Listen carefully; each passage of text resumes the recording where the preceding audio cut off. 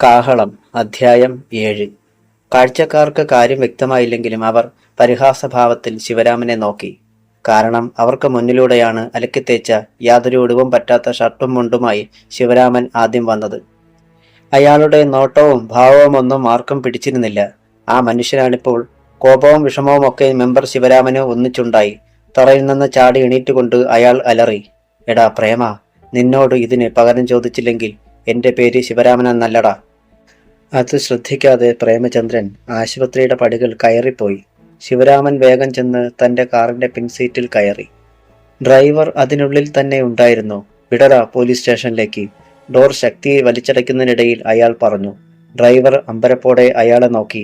ഇതെന്ത് പറ്റി sir? തേങ്ങാക്കൊല, car വിടാൻ പറഞ്ഞാൽ അങ്ങനെ ചെയ്യടാ. ഡ്രൈവർ കാർ സ്റ്റാർട്ട് ചെയ്തു. പ്രേമചന്ദ്രൻ മടങ്ങിച്ചെല്ലുന്നതും കാത്ത് ഒബ്സർവേഷൻ റൂമിന് പുറത്തിരിക്കുകയായിരുന്നു അമൃത. അയാൾ എന്തിനാ വന്നത്? അമർഷത്തോടെ അവർ തിരക്കി. ആ കേസ് പിൻവലിക്കണമെന്ന്. എന്നിട്ട് പ്രേമേട്ടൻ എന്ത് പറഞ്ഞു? എന്തു വന്നാലും ഇല്ലെന്ന് അമൃത ഒന്ന് മോളി. എന്താ വല്ലാതെ വിയർത്തിരിക്കുന്നത്? അയാളുമായി 2 കൊടുത്തു. അത് വേണ്ടായിരുന്നു. ഇവിടെ നമ്മളെ സഹായിക്കാൻ കൂടി ആരുമില്ലാത്തപ്പം എന്ന് വെച്ച് നമ്മൾ മിണ്ടാതെയും പ്രവർത്തിക്കാതെയും ഇരിക്കുന്നതാ ഏറ്റവും വലിയ കുഴപ്പമെന്നാ എനിക്കിപ്പോൾ തോന്നുന്നത്. അമൃതയ്ക്ക് അതിനുത്തരം നൽകുവാൻ കഴിഞ്ഞില്ല. അവൾക്കാകെ ഭയമായിരുന്നു. ആ ഭയം അസ്ഥാനത്തായില്ല. അരമണിക്കൂർ കഴിയും മുമ്പ് എസ്.ഐ. രമേശ് ചന്ദ്രൻ കയറി വന്നു. പ്രേമേട്ട. എസ്.ഐയെയും പിന്നാലെ വരുന്ന പോലീസുകാരെയും കണ്ടപ്പോൾ പ്രേമചന്ദ്രൻ എണീറ്റു.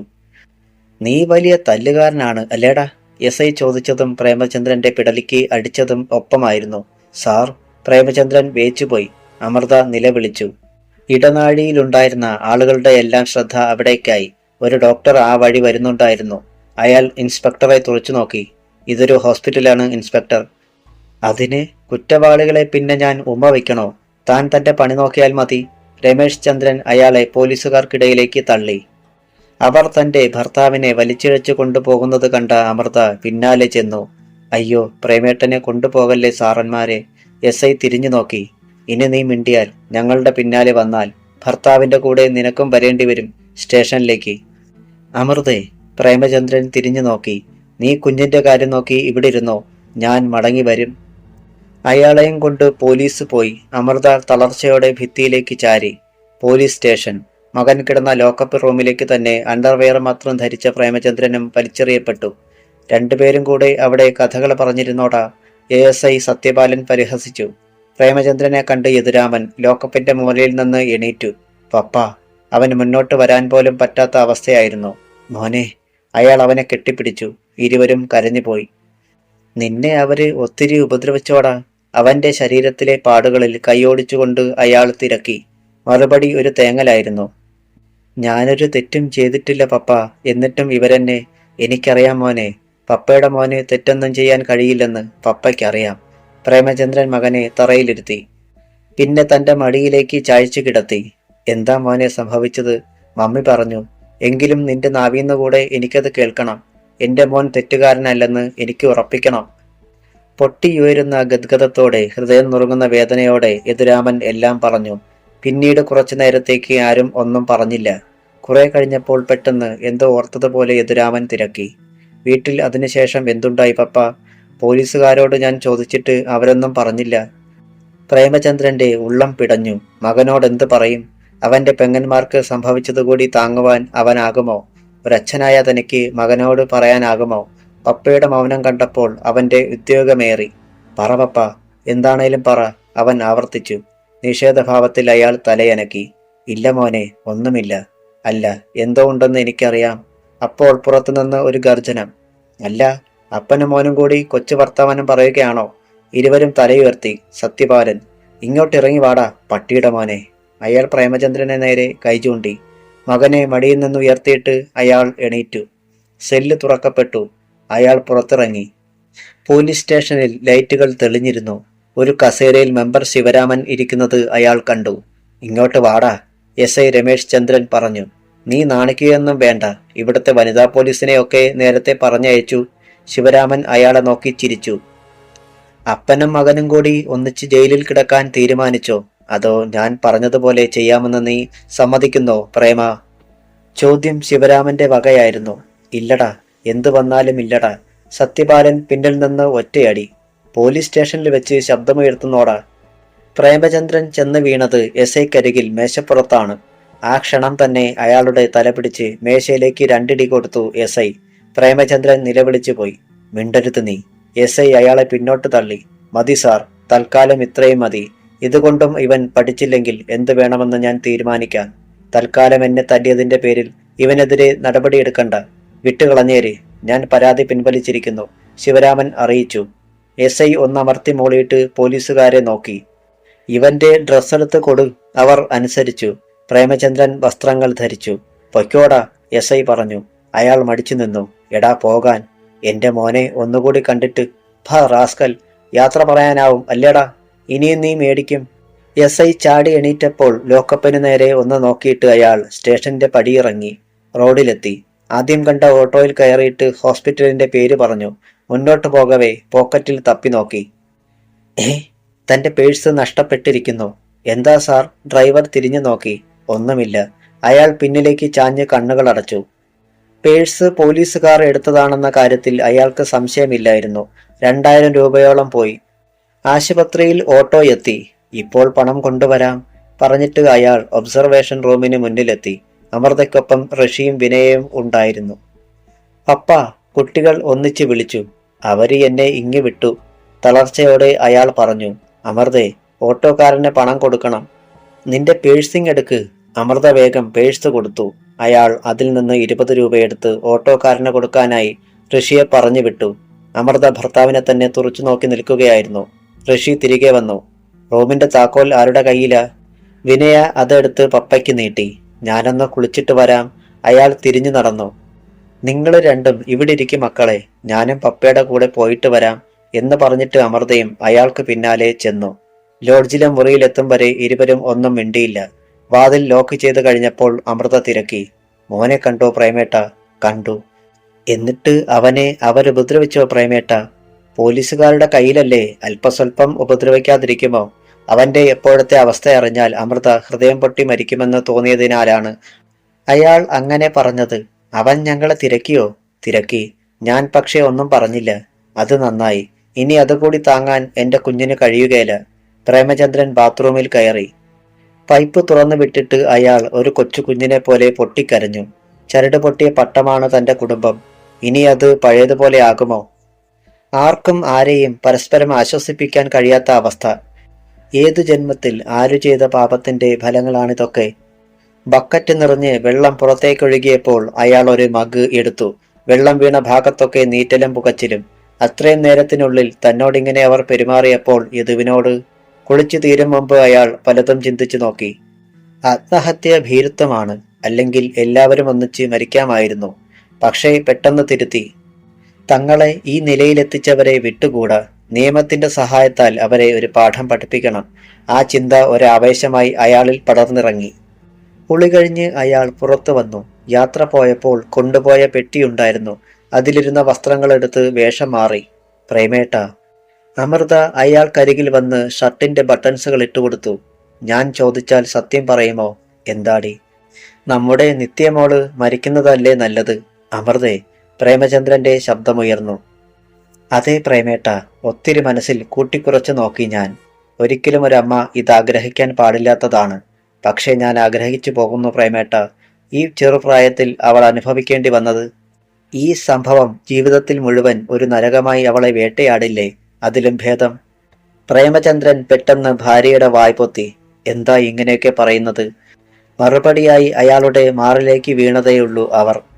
നമുക്ക് ആശുപത്രിയിലേക്ക് പോകാം. അയാൾ ഭാര്യയെ തന്നിൽ നിന്ന് അടർത്തി. അവർ ആശുപത്രിയിലെത്തി. നിങ്ങൾ ഭക്ഷണം കഴിച്ചിട്ട് മുറിയിലേക്ക് പൊയ്ക്കോളൂ, പ്രേമചന്ദ്രൻ മക്കളോട് പറഞ്ഞു. അല്പനേരം കൂടി അവിടെ ഇരുന്നിട്ട് അവർ എണീറ്റു. ഒരു കാര്യം ചെയ്യ അമൃതേ, നീയും കുട്ടികളുടെ കൂടെ ക്യാൻറ്റീനിൽ വരെ ചെല്ല്. എന്തെങ്കിലും ഒന്ന് കഴിക്ക്. എനിക്ക് വേണ്ട പ്രേമേട്ട. പിന്നെ അയാൾ നിർബന്ധിച്ചില്ല. വിനയും ഋഷിയും പോയി. കുറച്ചു കഴിഞ്ഞപ്പോൾ ഒരു നഴ്സ് ഒബ്സർവേഷൻ റൂമിന്റെ വാതിൽ തുറന്ന് പുറത്തു വന്നു. കുഞ്ഞ് കണ്ണു തുറന്നു. പ്രേമചന്ദ്രനും അമൃതയും ചാടി എണീറ്റു. ഈശ്വര. സിസ്റ്റർ, എനിക്കെന്റെ കുഞ്ഞിനെ ഒന്ന് കാണണം, അമൃത പറഞ്ഞു. സോറി, അതിന് നാളെ രാവിലെ വരെ കാത്തിരിക്കേണ്ടി വരും. നാളെ കുട്ടിയെ ICUവിലേക്ക് മാറ്റും. നഴ്സ് തിരിച്ചുപോയി. അവരുടെ മനസ്സിൽ ആശ്വാസത്തിന്റെ ഒരു തണുത്ത കാറ്റ് വീശി. എങ്കിലും അമൃതയുടെ മുഖത്ത് അപ്പോഴും ആശങ്കയായിരുന്നു. പിറ്റേന്ന് രാവിലെ നഴ്സ് അവരുടെ അടുക്കൽ വന്നു. കുട്ടിയെ ഇപ്പോൾ ഐസിയുവിലേക്ക് മാറ്റും. നിങ്ങൾക്കും ഒപ്പം ലിഫ്റ്റിൽ കയറുകയും കുട്ടിയെ കാണുകയും ചെയ്യാം. അവർ എണീറ്റു.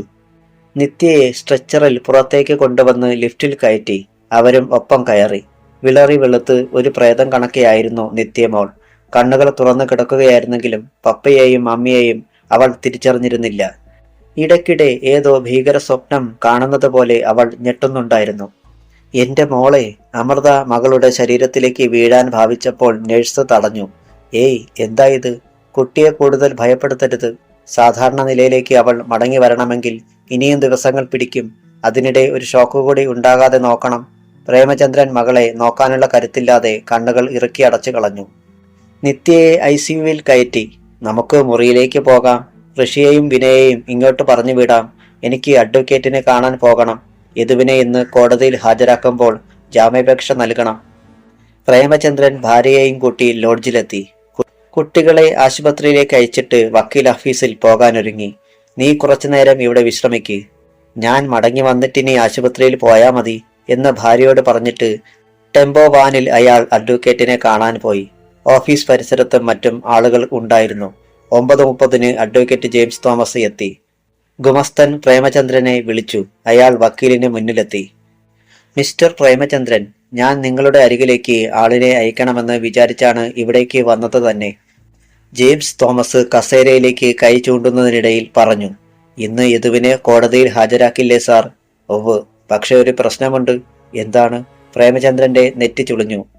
ജെയിംസ് തോമസ് മുന്നിൽ മേശപ്പുറത്തിരുന്ന കടലാസിൽ വെറുതെ കോറിക്കൊണ്ടാണ് ബാക്കി പറഞ്ഞത്. I am sorry mister Premachandran. മറ്റൊന്നും നിങ്ങളെന്നോട് ചോദിക്കരുത്. ഈ വക്കാലത്ത് ഏറ്റെടുക്കാൻ എനിക്ക് നിർവാഹമില്ല. അതുകൊണ്ട് മറ്റാരെയെങ്കിലും. വക്കീൽ ബാക്കി പറഞ്ഞത് പ്രേമചന്ദ്രൻ കേട്ടില്ല. ആ മുറിയാകെ തനിക്ക് ചുറ്റും വട്ടം കറങ്ങുന്നത് മാത്രം അയാൾ അറിഞ്ഞു. ഭാഗം 8. ചതി, ചതി, ചതി. പ്രേമചന്ദ്രന്റെ മനസ്സ് അങ്ങനെ വിളിച്ചു പറഞ്ഞുകൊണ്ടിരുന്നു. പക്ഷേ നാവിൻ തുമ്പിൽ നിന്ന് ഒരൊറ്റ അക്ഷരം പോലും പുറത്തേക്ക് വന്നില്ല. കൃഷ്ണമണികൾ പോലും അനങ്ങിയില്ല. അടിമുടി മരവിച്ച മട്ടിൽ അഡ്വക്കേറ്റ് ജെയിംസ് തോമസിന്റെ മുഖത്തേക്ക് തന്നെ നോക്കിക്കൊണ്ട് അയാൾ ഇരുന്നു പോയി. മിസ്റ്റർ പ്രേമചന്ദ്രൻ, ജെയിംസ് തോമസ് വിളിച്ചു. പക്ഷേ അയാൾ അത് കേട്ടില്ല. അഡ്വക്കേറ്റിന്റെ നെറ്റി ചുളിഞ്ഞു. അയാൾ എണീറ്റ് വന്ന് പ്രേമചന്ദ്രന്റെ തോളിൽ തട്ടി. ഏയ്! മരണത്തിൽ നിന്ന് മോചിപ്പിക്കപ്പെട്ടതുപോലെ അയാൾ വക്കീലിനെ പകച്ചു നോക്കി. സാർ! അയാളുടെ മുഖത്തും വിളർച്ചയുണ്ടായിരുന്നു.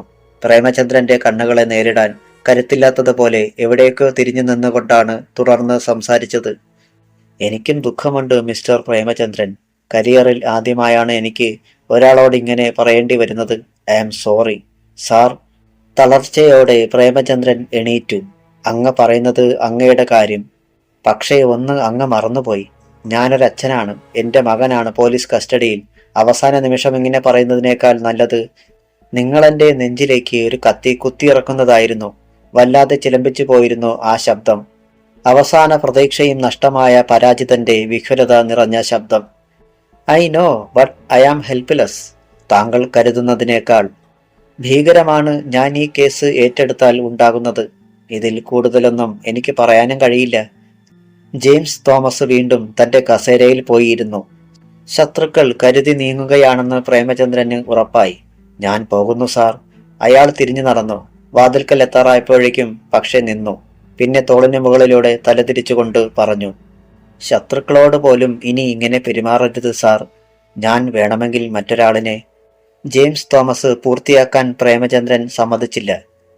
വേണ്ട സാർ, തെണ്ടാനുള്ള വഴി ആരും ആരെയും പഠിപ്പിക്കണ്ടല്ലോ. അതങ്ങനെ തന്നെ ആയിക്കൊള്ളും. ഇന്നിനി ആരെ സമീപിച്ചാലും എൻ്റെ മകന് ജാമ്യം കിട്ടില്ലെന്ന് എനിക്കും സാറിനും അറിയാം. ജെയിംസ് തോമസ് തലകുനിച്ചു കളഞ്ഞു. പരിക്ഷീണനായി ചെന്ന് ടെമ്പോ വാനിൽ കയറിയ പ്രേമചന്ദ്രൻ സ്റ്റിയറിംഗ് വീലിലേക്ക് തലചായ്ച്ചു. ഇനി എന്തു വഴി?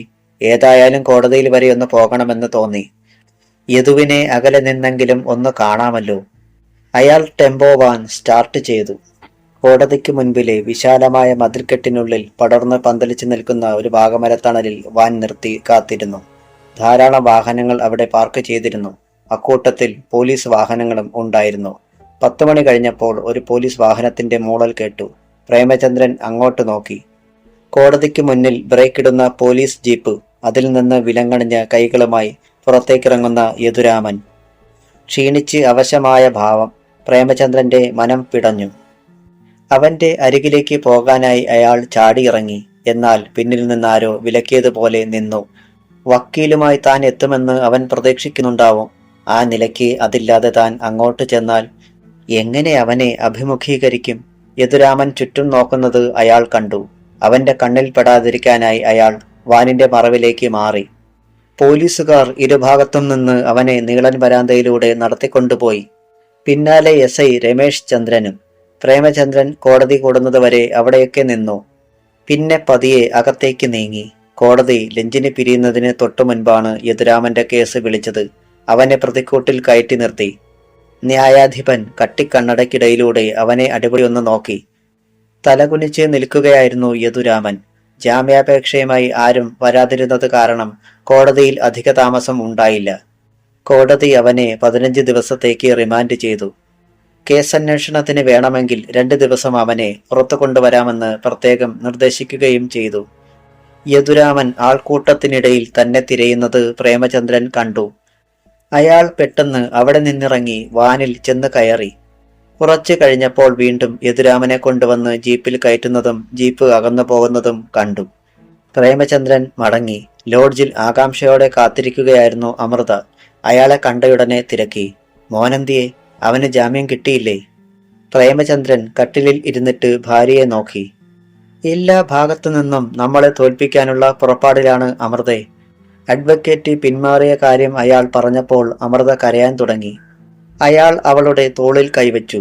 അമൃതയെ, ഓരോന്നും കേൾക്കുമ്പോൾ ഇങ്ങനെ കരയാൻ തുടങ്ങിയാൽ ഈ ജന്മത്ത് ഇനി കണ്ണീർ തോർന്നു വരില്ല. തെറ്റ് ചെയ്യാത്ത യദുരാമൻ കൊലയാളിയായി. ഒന്നുമറിയാത്ത നമ്മുടെ മക്കൾ. ഇതിൽ കൂടുതലൊന്നും ഇനി നമുക്ക് സംഭവിക്കാനില്ലല്ലോ. അതുകൊണ്ട് കരയരുത്. നിന്റെ മുന്നിൽ വെച്ച് ഞാൻ പിടഞ്ഞു തീരുന്നത് കണ്ടാലും കരയരുത്. അമ്പരന്ന ഭാവത്തിൽ കണ്ണുകൾ ഉയർത്തി അവർ പ്രേമചന്ദ്രനെ നോക്കി. ആ മുഖത്ത് അതുവരെ ഇല്ലാതിരുന്ന നിശ്ചയദാർഢ്യത്തിന്റെ ഒരു ഭാവം അവൾ കണ്ടു. പ്രേമേട്ടൻ എന്തോ മനസ്സിൽ ഉറപ്പിച്ചിട്ടുണ്ട്. അവൾക്ക് അങ്കലാപ്പായി. അവളെ ശ്രദ്ധിക്കാതെ പ്രേമചന്ദ്രൻ തുടർന്നു. കൊലക്കേസിൽ പ്രതിയായ യദുവിന് ജാമ്യാപേക്ഷ കൊടുത്തിരുന്നെങ്കിൽ പോലും ഇന്ന് ബെയിൽ കിട്ടുമായിരുന്നില്ല. 15 ദിവസം കഴിയുമ്പോൾ വീണ്ടും അവനെ കോടതിയിൽ എത്തിച്ചല്ലേ പറ്റൂ. അന്ന് അവനെ ഞാൻ പുറത്തിറക്കും. അയാൾ ബാത്റൂമിൽ കയറി മുഖവും കഴുകി വന്നു. ആശുപത്രിയിലേക്ക് പോകാം. അമൃതയും എണീറ്റു. അവർ പുറത്തിറങ്ങി വാതിൽ പൂട്ടി. വേണ്ടെന്ന് അമൃത ഒത്തിരി പറഞ്ഞെങ്കിലും തൊട്ടടുത്ത ഹോട്ടലിൽ നിന്ന് ഭക്ഷണം കഴിച്ചിട്ടാണ് അവർ ആശുപത്രിയിലെത്തിയത്. ഡോക്ടർ എന്തെങ്കിലും പറഞ്ഞോ മക്കളെ? അമൃത ഋഷിയോടും വിനയയോടും തിരക്കി. ഇല്ല, ഒരു തവണ മരുന്ന് വാങ്ങിപ്പിച്ചു. നിങ്ങൾ ഭക്ഷണം കഴിച്ചിട്ട് മുറിയിലേക്ക് പൊയ്ക്കോളൂ. പ്രേമചന്ദ്രൻ അവരെ പറഞ്ഞയച്ചു. പിന്നെ കസേരയിൽ ഇരുന്നു. മണപ്പള്ളിയിൽ തങ്ങളുടെ അടുത്ത വീടുകളിൽ നിന്ന് ആരും ആശുപത്രിയിലേക്ക് ഒന്ന് തിരിഞ്ഞു നോക്കുക കൂടി ചെയ്തിട്ടില്ലെന്ന് ഓർത്തപ്പോൾ പ്രേമചന്ദ്രൻ വല്ലാതെയായി. താൻ വീട്ടിലുള്ള അവസരത്തിൽ ആർക്ക് ആപത്തുണ്ടായാലും ഓടിയെത്തുമായിരുന്നു. പക്ഷേ തന്റെ കുടുംബത്തിന് ഇങ്ങനെ ഒരു അവസ്ഥയുണ്ടായിട്ട്. 4 മണി കഴിഞ്ഞപ്പോൾ ഡോക്ടറുടെ അനുവാദത്തോടെ പ്രേമചന്ദ്രനും അമൃതയും ICUവിനുള്ളിൽ കയറി മകളെ കണ്ടു. അപ്പോൾ അവൾ ഉറങ്ങുകയായിരുന്നു. എങ്കിലും പേടിപ്പെടുത്തുന്ന ഏതോ സ്വപ്നങ്ങൾ കാണുന്നത് പോലെ അവളുടെ മുഖത്ത് വിവിധ ഭാവങ്ങൾ മിന്നിമറയുന്നുണ്ടായിരുന്നു. മതി, നേഴ്സ് വന്ന് അറിയിച്ചു. മകളെ ഒന്നുകൂടി നോക്കിയിട്ട് ഇരുവരും പുറത്തിറങ്ങി. സന്ധ്യയ്ക്ക് മുമ്പ് ഹോസ്പിറ്റലിൽ നിന്ന് അറിയിപ്പ് നൽകിയിരുന്നതിനനുസരിച്ച് അന്വേഷണത്തിനായി പോലീസ് എത്തി. ASI സത്യപാലനും ഒരു വനിതാ കോൺസ്റ്റബിൾ ഉൾപ്പെടെ 3 പോലീസുകാരും. ഡോക്ടറെ കണ്ട ശേഷം അവർ അമൃതയുടെ മൊഴിയെടുത്തു. കുട്ടിയെ ചോദ്യം ചെയ്യാൻ പറ്റാത്ത അവസ്ഥയിലായിരുന്നതിനാൽ വിവരമറിയിക്കണമെന്നും തങ്ങൾ പിന്നീട് വരാമെന്നും ഡോക്ടറോട് പറഞ്ഞിട്ട് അവർ പോയി. പോലീസുകാർ പ്രേമചന്ദ്രനോട് കൂടുതലൊന്നും ചോദിച്ചതേയില്ല.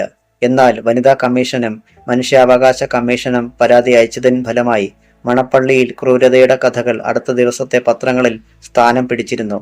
മാത്രവുമല്ല, പല മാധ്യമപ്രവർത്തകരും പിറ്റേന്ന് അമൃതയെയും പ്രേമചന്ദ്രനെയും മറ്റും കാണുവാൻ ആശുപത്രിയിലെത്തി.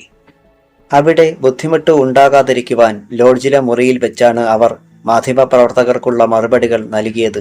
അതോടെ സംഭവം കൂടുതൽ ചൂടുപിടിക്കാൻ തുടങ്ങി. ജില്ലാ വാർത്തകൾ പലതും ഒതുക്കാൻ സാധിച്ചെങ്കിലും പത്രങ്ങളിലെ പ്രധാന വാർത്തകൾക്കിടയിൽ ഇത് പ്രത്യക്ഷപ്പെട്ടതോടെ അവർക്ക് പിന്നെ പിടിച്ചു നിർത്താനായില്ല. SI രമേശ് ചന്ദ്രൻ ഭരണകക്ഷിയുടെ ജില്ലാ പ്രസിഡന്റിനെ വിളിച്ചു. രംഗം വഷളായിക്കൊണ്ടിരിക്കുകയാണ്. വനിതാ കമ്മീഷനെ മറ്റും ഉടൻ തെളിവെടുപ്പ് തുടങ്ങും. ഞങ്ങൾക്ക് കിട്ടിയിരിക്കുന്ന പരാതിയുടെ അടിസ്ഥാനത്തിലുള്ള അന്വേഷണവും ഇനി നീട്ടിവെക്കാൻ പറ്റില്ല. ഇന്നത്തെ ഒറ്റ ദിവസം കൂടി താങ്കൾ ഒന്ന് ക്ഷമിക്കണം. നാളെ നേരം പുലരുമ്പോഴേക്കും ഞങ്ങൾ എന്തെങ്കിലും ഒരു നീക്കുപോക്ക് ഉണ്ടാക്കിയിരിക്കും, പങ്കജാക്ഷൻ ഉറപ്പുകൊടുത്തു. അത് നല്ലത്. പക്ഷേ ഒന്നുണ്ട്, അന്വേഷകർക്ക് സാക്ഷികളും തെളിവുകളുമാണ് ഏറെ പ്രധാനം. മനസ്സിലായ മട്ടിൽ പങ്കജാക്ഷൻ ഒന്ന് മൂളി. അന്ന് തന്നെ മെമ്പർ ശിവരാമന്റെ നേതൃത്വത്തിൽ കുറച്ചുപേർ പ്രേമചന്ദ്രന്റെ അയൽവീടുകളിൽ കയറിയിറങ്ങി. അവർക്ക് ആവശ്യമായ നിർദ്ദേശങ്ങൾ നൽകി. വൈകിട്ട് ഒരു പോലീസുകാരൻ ഹോസ്പിറ്റലിൽ വന്ന് പ്രേമചന്ദ്രനെ അറിയിച്ചു. നിങ്ങൾ തന്നിരിക്കുന്ന പരാതിയെക്കുറിച്ച് അന്വേഷിക്കാൻ നാളെ പോലീസ് നിങ്ങളുടെ വീട്ടിലെത്തും. നിങ്ങൾ അവിടെ ഉണ്ടാകണം. പ്രേമചന്ദ്രൻ തലകുലുക്കി. രാത്രിയിൽ തന്റെ മക്കളെയും ഭാര്യയെയും ലോഡ്ജ് മുറിയിലേക്ക് വിളിച്ചു വരുത്തി പ്രേമചന്ദ്രൻ പറഞ്ഞു, നാളെ പോലീസ് ചോദിക്കുമ്പോൾ ഒന്നും മറച്ചു വെക്കാതെ എല്ലാം തുറന്നു പറയണം. വീട്ടിലൊന്നും അങ്ങോട്ടും ഇങ്ങോട്ടും അനക്കാതെ ഇട്ടിരിക്കുകയല്ലേ. അതൊക്കെ നമുക്ക് അനുകൂലമാകും. അമ്മയും മക്കളും തലകുലുക്കിയതല്ലാതെ ശബ്ദിച്ചില്ല. ഈ നേരത്ത് മറ്റൊരിടത്ത് നാളത്തെ അന്വേഷണത്തെ എങ്ങനെ നേരിടണമെന്നുള്ള ചർച്ച കൊഴുക്കുകയായിരുന്നു. മെമ്പർ ശിവരാമന്റെ വീട്ടിൽ അകത്തെ മുറിയിൽ ഒരു മേശയ്ക്ക് ചുറ്റും അവരെല്ലാം ഉണ്ടായിരുന്നു. ഗോപിനാഥും ഹരിലാലും ബാവച്ചനും അവരുടെ പിതാക്കന്മാരും. ചർച്ചയ്ക്ക് നേതൃത്വം കൊടുത്തുകൊണ്ടിരുന്നത് ശിവരാമൻ തന്നെയായിരുന്നു. രത്നമ്മ ഇടയ്ക്ക് ഒരു ട്രേയിൽ കാപ്പി കൊണ്ടുവന്ന് അവർക്ക് കൊടുത്തു. പിന്നെ സംസാരം ശ്രദ്ധിച്ചു നിന്നു. ശിവരാമൻ പറയുകയാണ്, അന്വേഷണം നേരായി നടന്നാൽ, അവർക്ക് കിട്ടേണ്ട തെളിവുകളൊക്കെ കിട്ടിയാൽ കൊലക്കേസിൽ നിന്നും രക്ഷപ്പെട്ടതുപോലെ ഈ കേസിൽ നിന്നും രക്ഷപ്പെടാൻ ആർക്കും കഴിയില്ലെന്ന പങ്കജാക്ഷൻ സാറ് വിളിച്ചു പറഞ്ഞത്. അതുകൊണ്ട് തെളിവെടുപ്പെന്ന പേരേ ഉണ്ടാവൂ, തെളിവും സാക്ഷികളുമൊന്നും ഉണ്ടാകരുത്. അതിനിപ്പം എന്താ വേണ്ടതെന്ന് ശിവരാമൻ സാറ് തന്നെ പറ. ഗോപിനാഥിന്റെ അച്ഛൻ ഗംഗാധരൻ അക്ഷമനായി. തോലിന്റെ ബിസിനസ്സാണ് ഗംഗാധരന്. മൃഗത്തോൽ കയറ്റി അയക്കുക. ആടുമാടുകളുടേത് കൂടാതെ വന്യമൃഗങ്ങളുടെയും പാമ്പിന്റെയും മറ്റും തോലും നിയമവിരുദ്ധമായി കയറ്റി അയക്കുന്നുണ്ടെന്നാണ് ജനസംസാരം. ആളുകൾ അയാളെ തോൽ ഗംഗാധരൻ എന്നാണ് രഹസ്യമായി വിളിക്കുന്നത്. ഞാൻ അക്കാര്യത്തിലേക്കാണ് ഗംഗാധരൻ ചേട്ടാ വരുന്നത്. ശിവരാമൻ ചിരിച്ചുകൊണ്ട് വാവച്ചന്റെ അച്ഛൻ ഈട്ടിക്കാടൻ സുരേന്ദ്രനെയും ഹരിലാലിന്റെ പിതാവ് വാസുവിനെയും നോക്കി. ഈട്ടിക്കാടൻ സുരേന്ദ്രന് അബ്കാരി ബിസിനസ്സാണ്. വാസുവിന് ട്രേഡ് യൂണിയൻ പ്രവർത്തനവും. പണത്തിന്റെ കാര്യത്തിൽ ഗംഗാധരനൊപ്പമില്ലെങ്കിലും അത്ര മോശമല്ല അവരിരുവരും. ശിവരാമൻ തുടർന്നു, കാശ് കുറച്ച് ചിലവാകുന്ന പദ്ധതിയാണ്. എങ്കിലും ഈ നേരത്ത് നമുക്ക് അതേക്കുറിച്ച് ആലോചിക്കാൻ പറ്റില്ല. പണം ഒരു പ്രശ്നമേയില്ല മെമ്പറെ. ഞങ്ങളുടെ മക്കള് പുഷ്പം പോലെ രക്ഷപ്പെട്ടു പോരണം, അത്ര തന്നെ. വാസു കാപ്പി ഗ്ലാസ് എടുത്തു. എങ്കിൽ ഇനിയുള്ള കാര്യം എനിക്ക് വിട്ടേര്, ഒക്കെ ഞാൻ ശരിയാക്കിക്കൊള്ളാം. എന്നാലും പദ്ധതി എന്താണെന്ന് ഞങ്ങളും കൂടി ഒന്നറിയട്ടെ. ഇട്ടിക്കാടൻ മുന്നോട്ടാഞ്ഞിരുന്നു. ഇപ്പോഴത്തെ അവസ്ഥയിൽ എല്ലാം സത്യമാണെന്ന് മനസ്സിലാക്കാൻ പ്രേമചന്ദ്രന്റെ വീട്ടിലേക്കൊന്ന് നോക്കിയാൽ മാത്രം മതി. എല്ലാം ആ രാത്രിയിലേതുപോലെ തന്നെയുണ്ട്. അതുകൊണ്ട് തന്റെ മനസ്സിലെ ആശയങ്ങൾ അത്രയും മെമ്പർ ശിവരാമൻ അവരോട് പറഞ്ഞു. അവരുടെ മുഖങ്ങളിൽ പലവിധ ഭാവങ്ങൾ മിന്നിമറഞ്ഞു.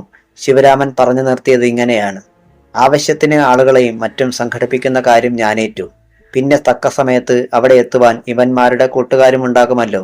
പക്ഷേ ഇത്രയുമൊക്കെ നമ്മൾ ചെയ്യുമ്പോൾ ഒരിടത്തു നിന്നും ഒരു പ്രതിഷേധം ഉണ്ടായിക്കൂടാ. അതിന് നിങ്ങൾ ഇന്ന് തന്നെ ബാബുരാജിനെ കൂടി കാണണം. ബാബു സാറ് കേൾക്കുമോ? വാവച്ചന് സംശയം. പിന്നെ കേൾക്കാതെ, ഭരണമില്ലാതെ ചൊറിയും കുത്തിയിരിക്കുകയല്ലേ അയാള്. പച്ചനോട്ടുകൾ കയ്യിലേക്ക് കിട്ടിയാൽ പുളിക്കുമോ? നീർക്കോലി കടിച്ചാലും അത്താഴം മുടങ്ങാം. അതുകൊണ്ടാ അയാളുടെ കാര്യം ഞാൻ പറഞ്ഞത്.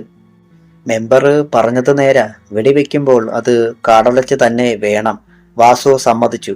പിറ്റേന്ന് രാവിലെ തന്നെ പ്രേമചന്ദ്രനും അമൃതയും ഡോക്ടറെ ചെന്ന് കണ്ടു. വീട്ടിലേക്ക് തങ്ങൾ പോകുന്ന കാര്യം പറഞ്ഞു. അതിനെന്താ, നിങ്ങൾ പൊയ്ക്കോളൂ. കുട്ടിയുടെ കാര്യത്തിൽ വ്യാകുലപ്പെടുകയേ വേണ്ട.